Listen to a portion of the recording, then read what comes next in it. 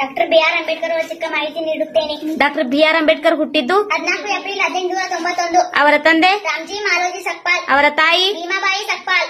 ಜನ್ಮಸ್ಥಳ ಮಧ್ಯಪ್ರದೇಶದ ಮಾಹೋ. ಬಾಲ್ಯದ ಹೆಸರು ಅಂಬಾ ವಾಡೇಕರ್. ತಾತನ ಹೆಸರು ಮಾಲೋಜಿ ಸಕ್ಪಾಲ್. ಇತರೆ ಹೆಸರು ಬಾಬಾ ಸಾಹೇಬ್ ಭೀಮ್. ಇವರು ಎಷ್ಟನೇ ಮಗ? 14ನೇ ಮಗ. ಇವರ ಪತ್ನಿಯರು ರಮಾಬಾಯಿ ಅಂಬೇಡ್ಕರ್ ಮತ್ತು ಡಾಕ್ಟರ್ ಸವಿತಾ ಅಂಬೇಡ್ಕರ್. ಮಕ್ಕಳ ಹೆಸರು ರಾಜರತ್ನ ಯಶವಂತ ಹಿಂದೂ ಮಗಳು.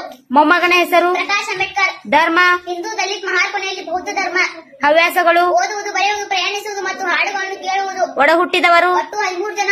3 ಸಹೋದರರು, 2 ಸಹೋದರರು ಮಾತ್ರ ಬದುಕಿದ್ದರು. ನೆಚ್ಚಿನ ವ್ಯಕ್ತಿಗಳು ಗೌತಮ್ ಬುದ್ಧ, ಹರಿಶ್ಚಂದ್ರ ಕಬೀರದಾಸ. ನೆಚ್ಚಿನ ಪ್ರಾಣಿ ನಾಯಿ. ನೆಚ್ಚಿನ ಬಣ್ಣ ನೀಲಿ. ಅಂಬೇಡ್ಕರ್ ರಾಜಕೀಯ ಪಕ್ಷ ರಿಪಬ್ಲಿಕ್ ಪಾರ್ಟ್ ಆಫ್ ಇಂಡಿಯಾ.